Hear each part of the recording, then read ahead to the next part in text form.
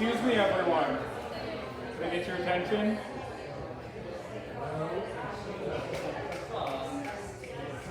All right.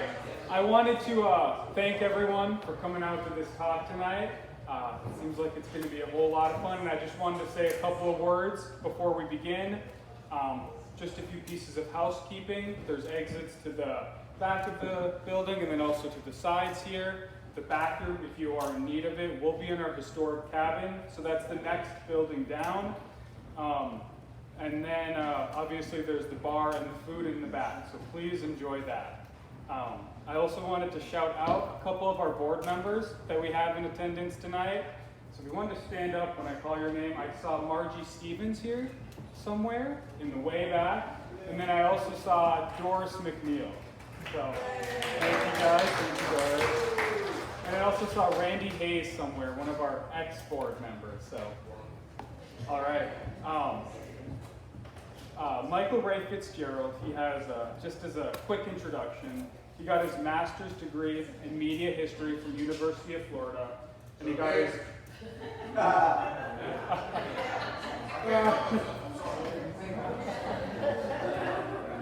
got his master's degree from the wrong school in Florida. And he got his PhD at the University of Reading in the UK. I will always mispronounce that. He's the author of 5 books, including Jacksonville and the Roots of Southern Rock, which won a 2020 Florida Book Award for nonfiction.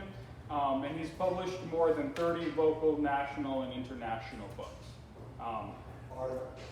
Articles. So finally, I wanted to invite all of you guys to our upcoming exhibit opening. We're holding it in conjunction with the Jacksonville Historic Society, and it's titled So You Think You Know Jacksonville Music. That exhibit's going to open July 14th, and I invite you to check out our website for more information. So without further ado, Michael FitzGerald.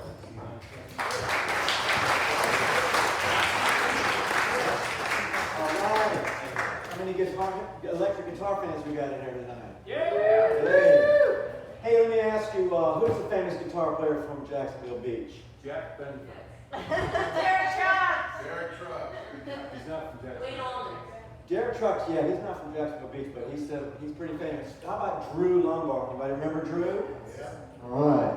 He was with Dr. Hector and the Groove in Jefferson. Before that, he was with a group out of Macon called Grinder Switch. Does anybody know what Grinder Switch is a reference to? Well, it was a little town in a Minnie Pearl sketch. Anybody remember Minnie Pearl? Yeah, she's still alive. I find that hard to believe. Is she really? No, she's been gone a long time. Okay. You almost got me.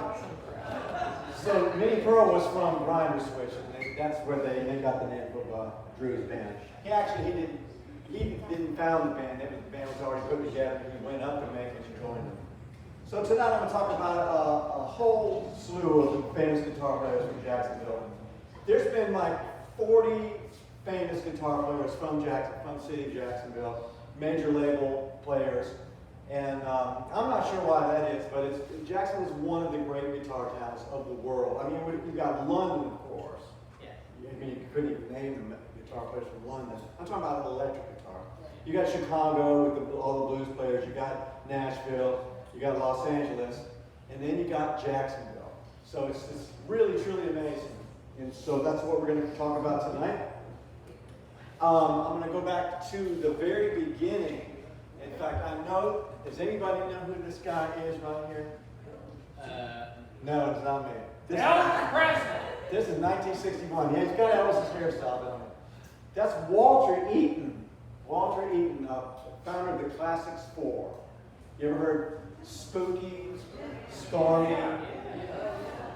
It was the Ventures just came on the scene in 1960, and he and a young guitar player from the north side, they're both from around Brentwood area, name of Jimmy Anderson. Jimmy and Walter started playing together, And they put together a little band, which was called Leroy and the Monarchs. That's actually Walter's middle name, Leroy. And they had 3 electric guitar players. Then they changed the name to the Classics.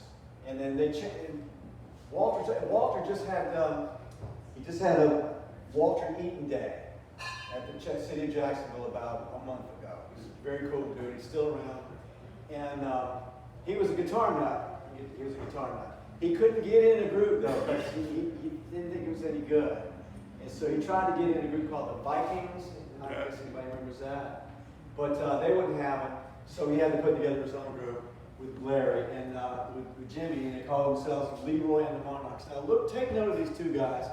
This is Glenn Fudge on bass, and this is Tommy. I don't remember his last name. But anyway, Jimmy moved early on. These guys learned. This is what Walter told me. They learned every single Ventures record. I mean, that was a lot of records. So in 1961, you remember? Yeah, that was the Ventures' big hit in 1960. It was originally done by Chet Atkins, if you can believe that. So Jimmy Emerson, he leaves the North Side, his family moves over to Paxton, and who does he bring with him? He stole the bass player and drummer out of Walter's band. But Walter will get even with him.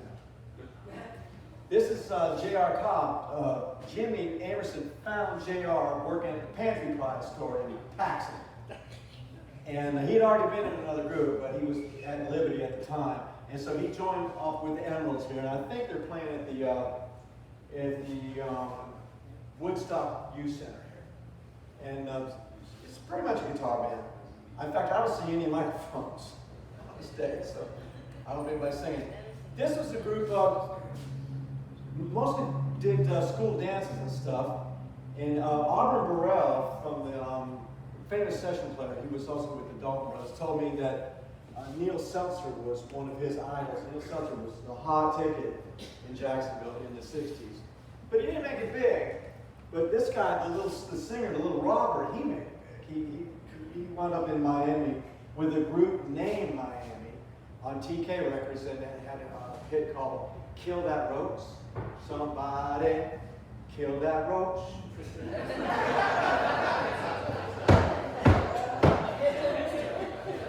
Wow. I'm not making that up.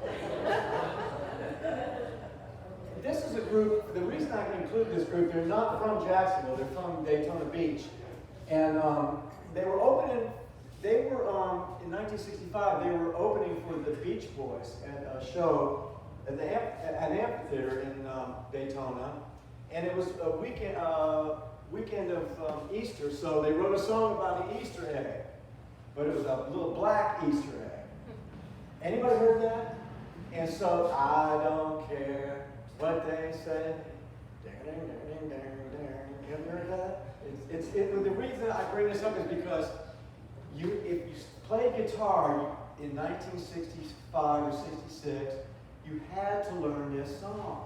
It was part of the litany, just as was Walked on Run. So this was the rival group in Daytona, the Esquires, and it was, of course, Duane and Greg Allman, and they were so jealous of the Nightcrawlers because the Nightcrawlers had a record on the radio. And I can't remember, I think they might have opened for the Beach Boys too, but I'm not sure. They were third on the bill.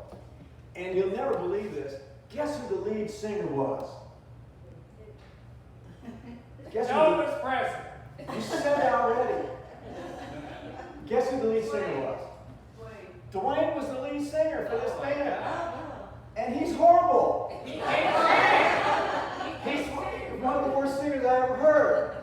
And Greg played lead guitar.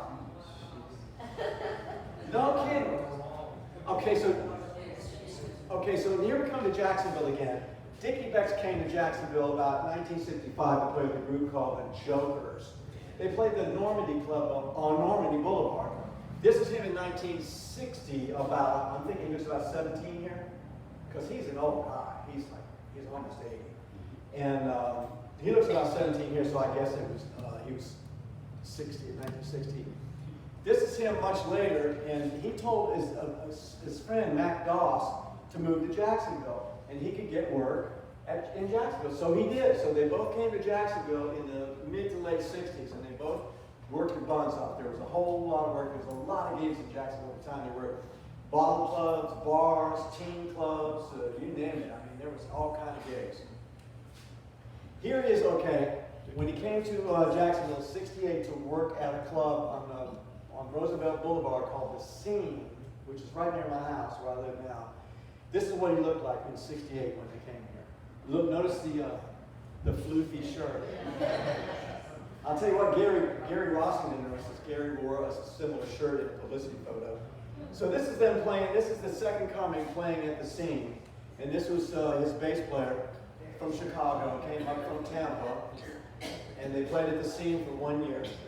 And Leonard Renzer was the owner of The Scene. He asked them to change their name to The Second Coming because he thought Barry Oakley looked like Jesus. Not making this up. Am I making this up?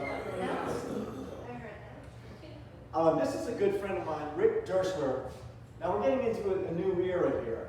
Rick Dershler went to Lake Shore Middle School, right across the street from my house. I live right there in that neighborhood. And he heard the Beatles and he went guitar crazy. And that guy all did, all the Lake Shore boys. The guitar was to boys what the Barbie doll was to girls. Everybody had to have a guitar, especially if you wanted to meet chicks. So here he is today, in the same house with the same guitar. Sure is. I shot this one. So here's the thing about Rick Dershler is that Ronnie Van Zant was in his band. So people think that, Gary Rossington used to say that Skinner was formed in '64, but it wasn't. Ronnie Van Zant wasn't even in a band until '65 with Rick Dershler, because they went to see the Rolling Stones together in Ronnie's red Mustang convertible. So I looked up the Rolling Stones concert in '65, and it was in '65. So their band, the Squires, Rick was in class one day, and Nadine Insko, Ronnie's girlfriend, came up and goes, "Hey, my boyfriend heard you guys playing a party last weekend. He'd like to audition for your band." And Rick, he didn't want to sing. He said, "Sure, let's be with him here." So Ronnie came over to the house and auditioned. Says, "Yeah, you're our new singer." So they changed the name to the group to Us. There was another band at Lake Shore called the Mods the same year. Anybody know who that is? Oh, of course you know. That's Alan Collins with Larry Steele on the bass. You can't see him because of the microphone in his face. This was Alan's first band, and it just was like bands were popping up like mushrooms because of the Beatles. But these guys played a lot of Byrds material because '65 was the year the Byrds hit with Mr. Tambourine Man. And so they played a lot of Byrds material, and they played House of the Rising Sun. That was another one that was on the must-learn list. Oh, by the way, this guy was not the member of the Mods. This was Taylor Corse, who was actually in Rick Dershler's band. And he was just filling in. So this is where the band Leonard Skinner started as Me, You, and Him on Park Street. And I go by this house at least twice a week on my way home to and from Home Depot. And it's still there. And they used to sit out right here in the garage and at the carport and jam. It was Bob Burns on drums, Gary Rossington on guitar, and Larry Junstrom on bass. They call themselves Me, You, and Him. And so, as Bob Burns told it in a film, he got up one morning. Okay, let me back up a little bit. Us, that was Rick Dershler's band with Ronnie, formerly the Squires. Us broke up because Rick and until, of course, they wanted to do other things with their weekend nights, like go out with girls and stuff. And so they broke up the band, and so there was no band, and Ronnie didn't have any band to sing with. So he heard about me, you, and him. They lived 1 mile from his house. It was walking distance from Ronnie's house to Bob Burns' house. And Bob Burns says he woke up one morning and there's a knock on the door before school, and there was Ronnie there, and Ronnie had a reputation for being a local badass. And Rick, and Bob Burns was a bit of a badass himself, and so, he thought it was like a gunfight at the OK Corral or something. So he opens up the door, he goes, "Man, I don't want to fight you." And Ronnie said, "Oh man, I ain't here to fight. I'm a singer." And so Ronnie joined their band. This was in 66, not 64. Wikipedia says 64, but that's because Gary Rossington said that, but Gary Rossington's brains were fried. God rest his soul, by the way. So this is the band that me, you, and him became. This is the original members here. Bob Burns, Gary Rossington, and Larry Johnstrom, drums, guitar, and bass. Check out the flu shirt, I wonder where you got that idea from, man. And of course, Ronnie wasn't having none of that.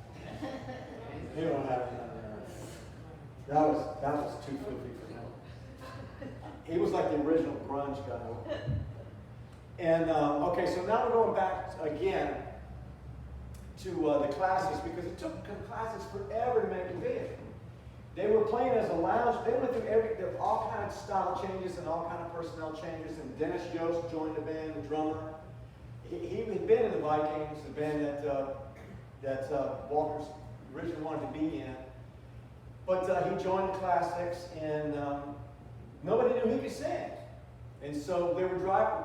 Walter and Dennis were driving home from a gig one night at 2 o'clock in the morning from Golden Gate Lounge on Cassett Avenue, and Walter just starts singing to the radio. And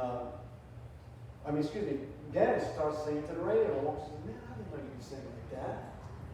And so they made him the lead singer. So he was still playing drums, so he stood up and played drums while he was singing, so people could watch him sing. I wish I had a picture now. Anyway, but here's the funny thing. Remember I told you that Jimmy Amerson stole the bass player and the drummer out of Walter's band? Well, Walter got back with him. Look who he stole. Is this thing going to fall? Look who he stole from Jimmy's band. J.R. Cobb, who used to work at the Pantry Prod. So he got more than even. And these guys went on to be huge, but they had to go through all these style changes. They went from They were, for a while, they were a Four Seasons clone band. Everything they did was like they started off as a Ventures tribute band, and then they became a Four Seasons clone band, and the Letterman, and then they finally settled on this kind of like semi-Latin, bossa nova style, spooky and stormy and all that, and that's when they got big. And this is about the time after their first hit record. And remember Mac, I told you Mac who came up with Dickey from Bradenton? So there's Mac with the classics in '69 with the a fairly new edition of the group. And here's another edition of the group that same year. And there's Dennis Yost, still with them. I don't really know the other guys except I know Auburn Burrell. I mentioned his name already. Auburn was in the Dalton gang, and he was doing some session work at the Walter used to be a part-time engineer at Sound Lab on Edgewood Avenue. And Walter was doing some session work, and he heard Auburn, and Auburn lived down the street from the studio, so he hired. He also hired Mac Dawson the same way. He heard him playing in the studio. And then he heard Auburn in and played. Auburn was a young guy back then. He might be 17. And he's in a huge hit factory out of Atlanta. Lowry Town. And speaking of J.R. Cobb, here he is a couple years later. Okay, let's see what he looked like He's not in this version of the group, but he is in this version. He co-wrote Spooky and Stormy. He co-wrote all their big hits. Every Day with You, Girl. They took this classics took a gospel song called Every Day with Jesus. And they changed the words to it. Because you know you can do that. You can take a song that's in public domain and you can change it and put your name on it as a songwriter, which they did. Which a lot of people did. So here's the Atlanta rhythm section. They start off as a studio group at Buddy Bowie's studio in Doraville.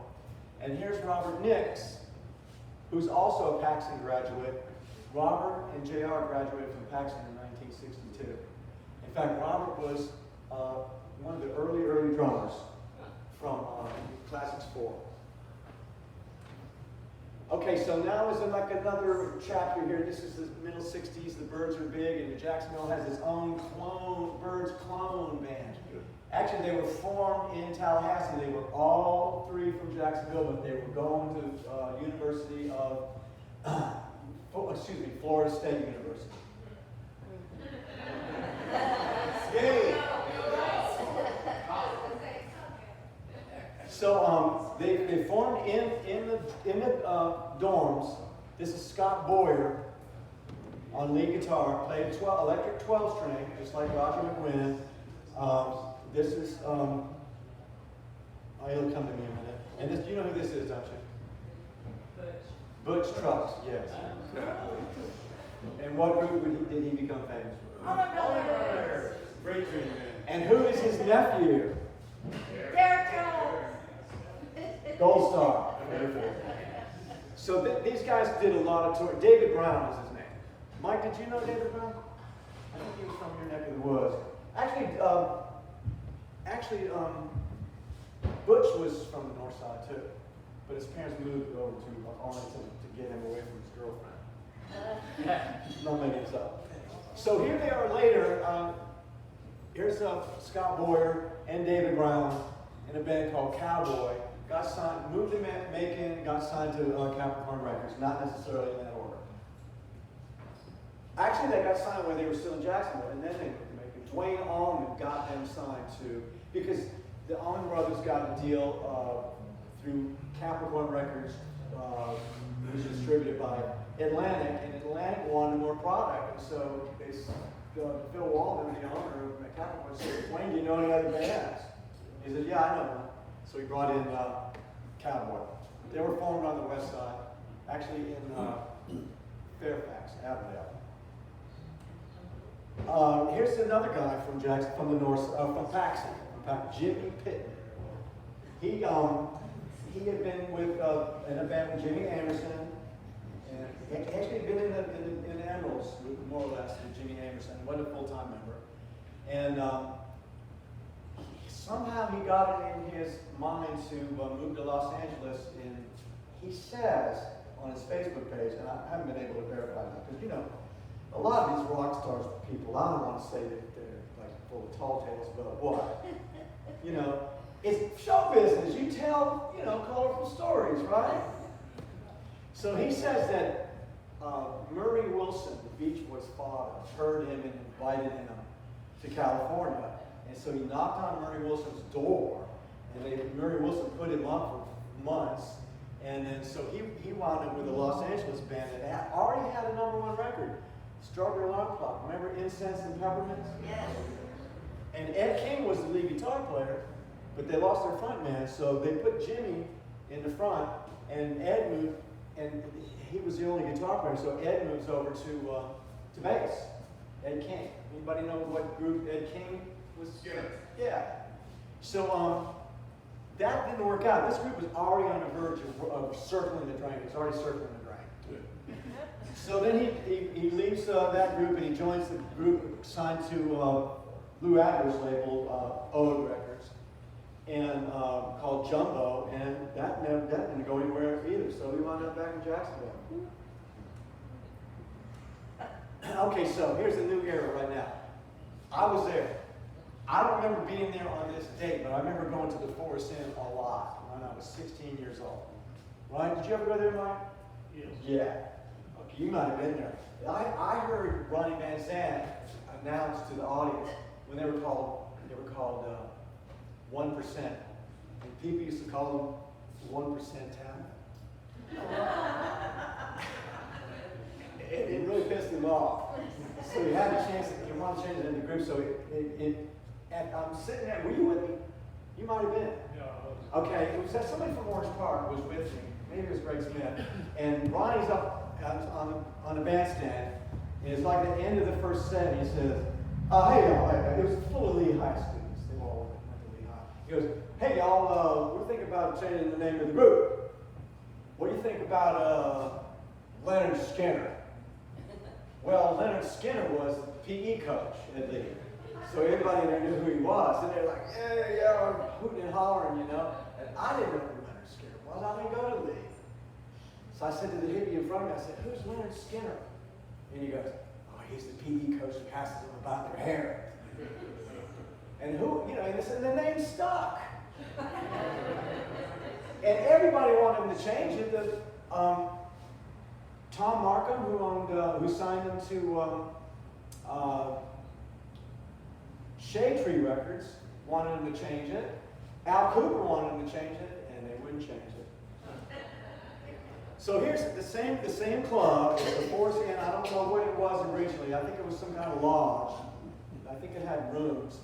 But I used to go there a lot, and there's Duane Allman put the Allman Brothers together at the Forest Inn. And you know, there's a historical marker in front of a house on Riverside Avenue saying that's where the band was put together. It wasn't. Okay? And I even reiterated that legend in my previous book, Jacksonville and the Roots of Southern Rock, because I thought it was true. But you know what? There's so much, what do you want to say? Bullshit in these legends, you know? This is like this guy said, that story's been told so many times that I doubt there's any truth left in it. The band was actually put together, and I talked to a guy who was on the stage at this time, Richard Price from the Load, and he said, yeah, they had all 5 of the 6 members on stage in March 2nd, 1969, including Dickey Betts and Barry Oakley, and also he had the 2 drummers. He had J-Mo on one side and Butch Trucks on the other. And the whole entire band, except for Greg, who was still in Los Angeles pursuing a disastrous solo career. Okay, so here's Drew Lombard. Anybody here remember that? He was a great guy and a great player. He's Jacksonville Beach's claim to fame. And the reason I say that because he went to Macon in around 71, 72. After the Allman Brothers, there was a whole exodus from Jacksonville to Macon. And he went up there. And this was Joe Dan Petty, who was a roadie for the Allman Brothers, and he got a record deal. That's how easy it was to get a record deal. He was a roadie for the Allman Brothers and got a record deal. He also played bass. So he put together a grinder switch, and this is Drew right here. And he went up to Macon, and he heard they needed a singer, so he joined the group. Here's a good one here. Now, Mike, you knew Mike Campbell, right? You went to high school with him. He was a neighbor of yours. He was a jamming buddy, right? This guy here used to jam with Mike Campbell when Mike Campbell went to Reebok High School. Maybe even earlier than that, right? Was it Reebok High School? Yeah. Reebok? Yeah, can you believe that? Reebok. Yeah. French name. So when I got the information I got, if you read my book, there's a whole chapter in it about Mike Campbell.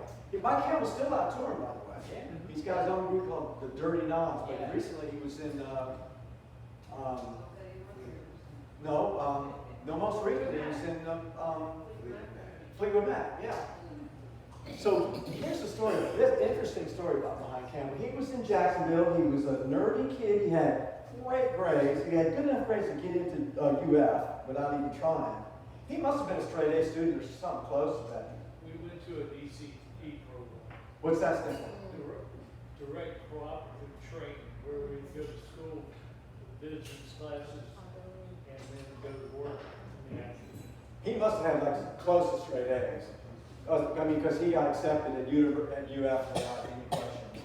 So he moves to Gainesville. He's like the only guy, you know, with short hair, and he's got this crappy $60 Guyatone guitar. And I don't know if any of y'all know this, but it was a real sin to have a cheap guitar. If you wanted to be a musician, you had to show your commitment by mortgaging your life and your firstborn. So he had a crappy $60 Fender knockoff called a Guyatone. His Air Force father sent him from Okinawa. And so luckily, Tom Petty and Tom Ledden just recently died, so they're both gone. Tom Petty and Tom Ledden in Mudcrush, they went there to audition the drummer, Randall Marsh. And Mike Campbell was in the back room, and Randall Marsh goes back and says, "Hey, what?" They said, "Do you know any?" Tom Petty says that Randall Marsh, he said, "You know, we want to hire you. Do you know any guitar players?" He goes, "Yeah, there's one right in the back room." And it was Mike Campbell. So Campbell came out, and Tom Ledden told me when he came out with that guitar, you know, he and Tom Petty just cringed. And they thought, "Oh, this could be really bad." Well, it wasn't. It was so good they hired him in the group, and he co-wrote most of their big hits. Here's Campbell with Mudcrutch in '73. This is the picture that they airbrushed this guy out of. I don't know why, really. He doesn't know why either. But his name was Danny Roberts, and he had joined the group Mudcrutch kind of late in the game.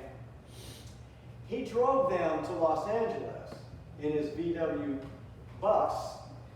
I guess you call it a bus. What would you call it? VW van. And they got a deal. Like the second day they were there. They came loaded for bear. They came with an arm full of tapes that had really good stuff on it. Like, for example, "Don't Do Me Like That" was on that set. And so they got like 3 offers immediately. So they went with Benny Cordell's label. And they tried to make it as Mudcrutch, and it was hemorrhaging money, and Denny Cordell just fired the whole band. He kept Tom Petty, and then Petty begged Denny Cordell to keep Mike Campbell in the band, and that's what became the Heartbreakers. And the rest is history. All right, so you saw who Ed King was. He was the bass. Last we saw of Ed King, he was the bass player for the Strawberry Alarm Clock. Well, there was a fake Strawberry Alarm Clock touring Florida because Sidney Draction and Don Dana was in the habit of booking fake bands. They had fake zombies, and the record company looked the other way because the real zombies had broken up. So now they got a group on the road plugging their hit album. So there was a fake Strawberry Alarm Clock touring the South around 1970. And Ed King and the other guys from the Strawberry Alarm Clock, they were fixing to break up. They got wind of it, and so they decided, well, what the hell, the tour's already booked, let's just do it ourselves. So they did, and the opening act was Leonard Skinner. And they called it the Torture Tour. Because they were all living out of like a station wagon. And so Ed King, the group, Strawberry Alarm Clock was just getting ready to break up, and Ed King says to Ronnie Van Zant, he says, "Hey, if you ever need a bass player, let me know." Well, he did need a bass player. So it's a long story, but they were going to get Leon Lucas to quit because he wanted to do the Lord's music. He wanted to do gospel, Jesus rock, whatever you call it. What was that called? Gospel rock? It was a new thing in 1970. So he quit to come back to Jacksonville and join the gospel group. And they were stuck without a bass player. That's Leon right there. In fact, I knew him very well. In fact, I knew him even before he was in Leonard Skinner, because he was dating my wife. Before she was my wife. And so Ed King, essentially, to make a long story short, Leon quits, Ed King comes in as a bass player. He played bass on their first album, he played bass on Freebird and all that stuff. And Ronnie says, "Man, you are the worst bass player," but I don't know where he got that idea, because that is some fine bass playing on their first album by Ed King. But Ronnie wanted Leon back, and he begged him to come back, and he came back, and so they switched him over to guitar. And that was the smartest thing they ever did, because this guy was, like, at the time, the hottest guitar player you could imagine. I mean, if you listen to Sweet Home Alabama, his playing made that record. And in my opinion, his playing on Sweet Home Alabama put this band on the map. You agree? Yeah. Yes. So he was like Leonard Skinner's secret weapon, and there was Alan and Gary, and they were okay, but they were not in Ed King's league, and they knew it. And they knew it so bad that when Ed King quit, they went on for a year without him, and they were like falling off the face of the earth, and they said, well, we got to get a guitar player. Because, back then, a rock group was only as good as its lead guitar player. The lead guitar player was pretty much the star of the show. So they came up with Steve Gaines, Missouri. Actually, he was living in Macon. He was living in Macon. And he's the baddest mofo since Ed King. I mean, he put that band over. And you should hear him sing. Have y'all heard him sing on, like, You Got That Right? And who's got the Skinner album that he was on? His solo album's awesome. Oh, yeah, the guy was he had more talent. I mean, I'm going to go on a limb here, but this guy had more talent in his little finger than the rest of the band put together. And that's including Billy Powell. Okay, Sweet Rooster. I knew Jeff Carlisi. I had a friend who was in the band. A guy in the trailer park, Paul Glass was in his band. And I used to go to see them and hang out with him. So Jeff invited me to an audition for this group. Well, I won the audition, obviously. kind of glad I did it. And this is Ronnie Van Zant's little brother, Donnie. And this is Kevin Elson, who went on the 38. And Donnie went on the 38. This is Kenny Lyons. This is Kevin Elson with the fake mustache. And I know that because Jeff told me. So this group went on to become 38 Special. So here's the three of them. Here's Donnie, here's Jeff, and here's Ken Lyons. And these guys had more hit singles than any band from Jacksonville. They had 15 top 40 hit singles. Another group that came out of Skinner, these guys were actually in Skinner, Ricky Medlock and Greg Walker. They were actually in Skinner for about a year when Skinner did their first recordings at Muscle Shoals, we said not the first recording, but they set demos at Muscle Shoals that didn't get sold. And Ricky was a part-time singer in Skinner. He was like a relief singer for Ronnie Van Zant. And Greg was the bass player. And I'm assuming they got their deal because they knew Jimmy Johnson at Muscle Shoals, who had produced the Skinner demos that didn't sell. Molly Hatchet. The three-guitar army. Well, Skinner was a three-guitar army. These guys were like Leonard Skinner on steroids. It's like a biker version of Leonard Skinner. And they had three guitar players. They had Steve Holland, who played with them, but they had the two stars with Duane Allman and Dave Hlubek. Dave Hlubek went to Lakeshore Middle School, and he knew all these guys. And actually, he knew they got signed by Pat Armstrong, who was Skinner's first manager, co-manager. So these guys got signed about about a year after Skinner playing cards went down. You think there's a connection? There was a big market for three guitar armies. It was a big. Who was going to be the kings of Southern rock? Well, it was going to be a band from Skinner's hometown, wasn't it? So you would think it would be either Blackfoot or Molly Hatchet. So Molly Hatchet got signed by Epic, and they sold a ton of records. I think their first album didn't do that great, but their second album went double platinum, and all in all, they sold hundreds of thousands, hundreds of millions of records. Danny Joe, the lead singer, split off, formed his own group. See, he thought he was the star, Molly Hatchet. But actually, it was Dave Hlubek's band.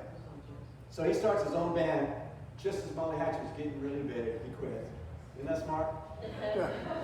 And Steve Wheeler came aboard as guitar player, and Bobby Ingram. You'll run into the name Bobby Ingram soon. John Galvin was their keyboard player. He's from Detroit. Anyway, this band lasted less than a year. Just totally imploded on the road. So here's Bobby Ingram now. He bought the Molly Hatchet name.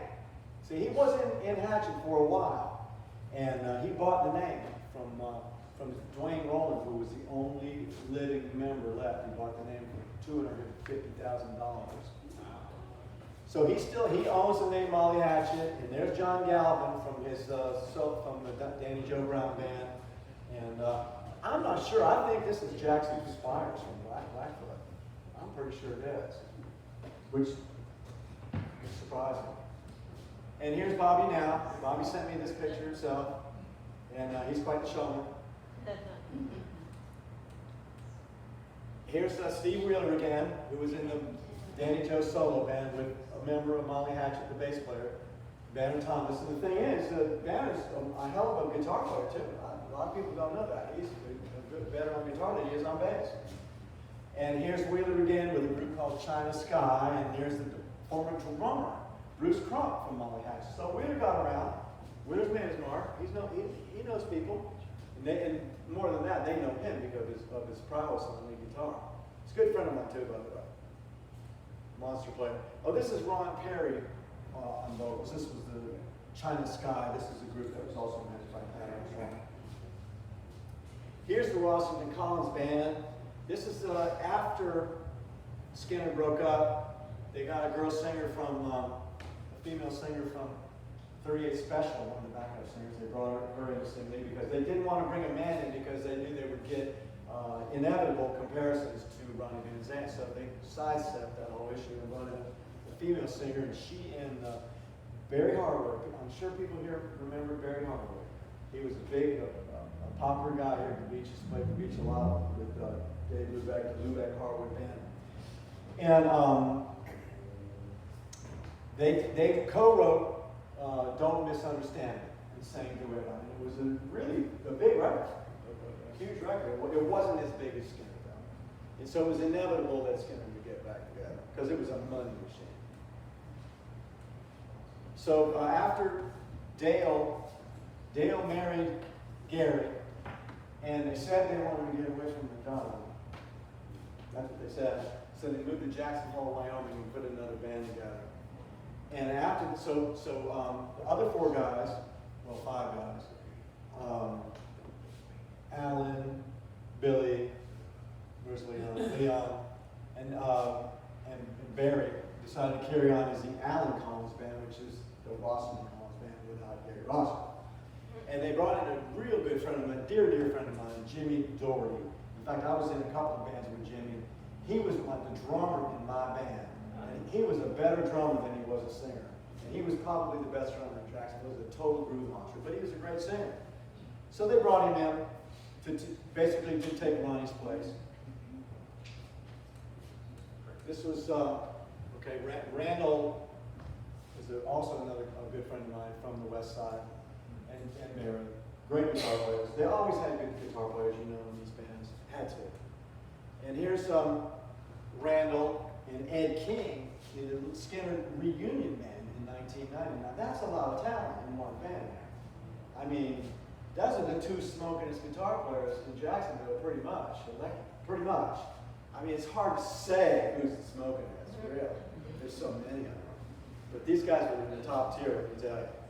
Ed King, I'm still astonished at his playing. He died, about 10 years ago? 10 years ago? Something like that, in Nashville. Ricky Medlock, remember him with Blackfoot? He was the drummer in Skinner for a little while. Then he went on to play guitar with Blackfoot. Now he's back in 1996 with Leonard Skinner. He's been playing Alan Collins in guitar twice. I can't think of a more boring gig than to get on stage and play somebody else's guitar parts. I don't think I could do it. But he's earning his money, let me tell you. So there's Gary. Gary, unfortunately, passed away about, a month ago? 2 months ago? So now there are 0 original members in the Skinner. 0. He was the last one. Okay. A whole new year, a whole new generation here. Limp Bizkit, just like Leonard Skinner, they were the underdogs. They were the laughing stocks. Limp Bizkit was a laughingstock of Jacksonville bands. I had a group called, I had a friend in a group called Pie Wacket, and these guys used to beg Pie Wacket to open for them, and Pie Wacket told them no. But we'll do it for free. No, you can't even pay us enough to open. And then they turned around and got to be one of the biggest bands from Jacksonville in that era. So thanks in a large part by Wes Borland's guitar player. I believe he might have been a Douglas Anderson graduate, I'm not sure. I think he was. Here he is in one of his own bands, Big Dumb Face. I think he's back in Skinner now, and they're back touring. God help us. We got any Limp Bizkit fans in there? Oh, let's don't talk about it. Terry Balsamo, I'm not sure which one is Terry Balsamo. I think that's him. Is that him? And this is Scooter, right? This was a band called Grundig from Jacksonville Beach. And they moved to Atlanta, and they totally flaked out in Atlanta. Came back to Jacksonville, and Fred Durst from Limp Bizkit fell in love with him when he got on the deal with A&M, with Geffen Records. And Balsamo, and they really didn't do much with Cole, but now he's I think Cole is still together though, believe it or not. Still touring, and now here is Terry Balsamo with Evanescence, which is a pretty big group. A lot of these bands have cult followings, and they don't have hit records, and they don't need them. They have a lot of fans that will pay money to come see them. Well, you know, Derek Trucks has got a cult following. He doesn't get any hit records. I don't think he's ever had a hit record. You don't need a hit record. The Grateful Dead proved that. This is Brian Lee's again. He was a Bowles student, and he joined a group. He formed a group called Filter, which did a song called "Hey Man, Nice Shot," and I think it was about Kurt Cobain. Kind of a tacky joke. Okay, another Riverside group, the Rain Sanction. I've seen these guys live, and they were monstrous. They sounded like Blue Cheer. I don't know if anybody remembers Blue Cheer, but they just sounded like they were all on acid and just playing their brains out. It was incredible. This was an incredible band. My band opened for them at the Landing, and I didn't want to go on after that. And I said I opened for them, but they went on before us for some reason. And it was Mark Gentry who was the lead guitar player, and this guy's like insane guitar player, insane maniac, and he's just a genius, a boy genius on guitar. John Kurtzweg lived here in Jacksonville for a while. He was from Tallahassee. He's living in Santa Fe, New Mexico now. This is a guy who was maybe one of the best guitar players ever come to Jacksonville. He was here for about 1 year, and he had an album on Atlantic Records, and boy, did he screw that deal up. He screwed it up so bad. He spent so much money on this album that the label wouldn't give him any money to hire a band for tour support. Wouldn't give him any tour support to pay his band. So he wouldn't put a band together. He couldn't put a band together. So what did he do? He joined Rick Block's band at the Crab Pot, Synergy. And while his record's being played on the radio, he's playing with Synergy. Not making this up. So he finally gave up on Jacksonville and went back to Tallahassee. And he produced all of Creed's hits records. He was like the 5th member of Creed. The band from Middleburg, Red Jumpsuit Apparatus. This kid was a fan of theirs, Josh Burke, lived in upstate New York. They came to his town for a gig. Their guitar player was getting ready to leave. I can't remember who the lead singer of the band was. I can't remember. It doesn't really matter. They met him he met them at a meet and greet at a record store. And the guitar player said, I gotta buy some strings for my guitar. So Josh said, I'll drive you. So he mentioned that he was a guitar player, and so when they were at the music store, the singer hands him a guitar player, so let's see what you can do, because he was secretly in the market for a lead guitar player. So he hands the kid a guitar, and the kid just shreds it. He says, okay, you're coming with us. So he moved it to Middleburg. And his parents moved down with him because he was so young. They live in Orange Park now. Here's a band close to my heart, Ace Morland's West Side Story. Anybody here remember them? Okay, well they used to play here at the Crab Pot a lot, and everywhere from Jacksonville Beach a lot. Randall Hall was in the group. I think this was after Skinner broke up, I'm pretty sure. After Skinner broke up for the second time. And look who's here. Look who that is. Like 10 years old, Derek Trucks, his guitar is almost as big as he is. And this is Ace Morland. He was from Missouri, and he was from the same town, well, the same area as Steve Gaines was from. And he took Steve Gaines's place in Steve Gaines's band, Crawdads. They were the house band at Grant's Lounge in Macon. So Ace Morland came down and took Steve Gaines's place in his own band. And then he decided, man, he met Chip Miller. He met Chip Miller, who's from the West Side, in Macon. And so Chip talked him to coming down to Jacksonville. And they moved into West Side, which is where Chip was from, and they called it Ace was the West Side Story. And they got a record deal right away when he got here with King Snake Records out of Sanford. Here's Derek, 10 years old, playing with Greg Morrell and Buzzy Meekins, and there's Chip Miller back there on the drums, which you can't see. So Chip Miller was kind of instrumental in bringing this kid around and introducing him to all the big name musicians in town.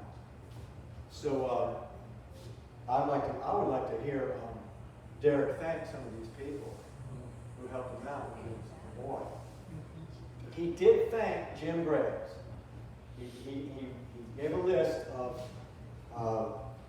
players who were big influences on him, and he mentioned Jim Graves, who was his guitar teacher when he was like 9. Here's Danny Roberts. Now remember Danny Roberts who got airbrushed out of the Mud Crush picture? Well, here he is playing in Derek's band. He was the lead singer, or one of the lead singers, for Derek Trucks band in 1993. And I'm telling you, he lived in St. Augustine for 17 years. He lives in Williston now. He's one of the baddest mofos I've ever heard on guitar. I mean, he is aggressive, like a maniacal guitar player. Here he is with Derek's in Raleigh, North Carolina, at an amphitheater in 1993. So that was a really good band. Derek Trucks has had a lot of good bands. And here he is now, and he's really fulfilled his destiny. What do you say? He's like Southern rock royalty. Why is he Southern rock royalty? He doesn't play Southern rock, does he? He plays mostly blues, rhythm and blues, R&B. But why is he Southern rock royalty? Because he was in the Allman Brothers band for 15 years. Here's his wife, Susan Tedeschi. She met him in New Orleans when she was opening for the Allman Brothers band, when he was in the Allman Brothers band. And they fell in love and got married. She's actually from Boston, but she moved down here to get married to him and raise little children. And they got a recording studio on their property in Mandarin. And here's their band now. And they're doing mighty fine. I think they're doing really well. Anybody seen them recently?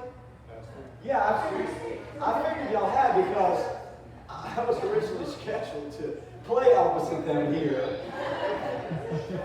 And we decided that was not a good idea. So we rescheduled it. Where are they this week, you know? I know they went to Atlanta for a couple months right after. Played Fox and 2 nights in Atlanta.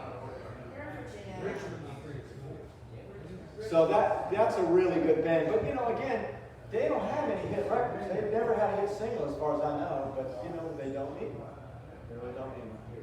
So anyway, I want to thank John Wolf for having me. And it's the Beaches Historical Society, the name of the organization. That's good, yeah. I want to thank y'all for having me, and I'll be signing books in the back if you want to buy a copy. Got a question? Yes, I do. There were a lot of bands that came out of Jacksonville. Were there any recording studios? Yeah, there were some, but they weren't very good. There was some. There was Norman Vincent, where Skinner did their first singles, and there was Cypress right over here. It's still there. And yeah, it's still there. And Warehouse. Warehouse, and Molly Hatchet did their demos at the Warehouse. That was Tom Markham's studio, the Warehouse. He did. Tom Markham signed Skinner to a record deal in 1969. Their first, actually, I'm not sure it was their first deal because now just some research has come out that they were signed to Lowry Records out of Atlanta. So, and I've even seen a copy of the contract. I guess the record didn't appear, but Jacksonville had the gigs and it had the musicians, but it didn't have any kind of music business infrastructure, really. I mean, it had sound labs. It had a few like grade B recording studios. To answer your question. And there was, you know, a couple of amateur talent managers, and there just wasn't a music business infrastructure there, so you had to go where? Atlanta. You had to go to Atlanta. So most of these acts went to Atlanta to make it big. You had That's where I'm going right now. me too. What bus do you take? Greyhound. I'll see y'all, man. Yes. So there was talk that they were going to open a Southern Rock Museum, Musicians Museum in Jacksonville, the Historical Society, they have a warehouse. I've heard nothing. I know we went. Oh no, it's happening. Is it going? Yeah, it's a Is it deal. doing? It's a thing. If it's okay, I can Yeah. answer that. Okay, because we've been dreaming about this for a million years. Well, I am a consultant to that project, and they wanted it originally to be a Southern Rock Museum. I said, no, that's a bad idea because there's too many other kind of music from Jacksonville. There's a lot of famous, R&B and black musicians and jazz players. Yeah. That would be a slap in the face to everybody else if it were a Southern Rock Museum. So I talked them into having it just, Jacksonville music. Yes. The exhibit we're opening soon, July 14th, is actually going to be the soft open of that for the Historical Society. So if you come, you can get some more information. It's an old casket factory. It's an old casket factory.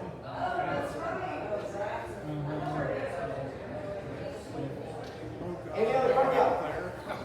It's not really a question, but it's a fun fact. I've got basically all Allman Brothers and connected people signed on his hat.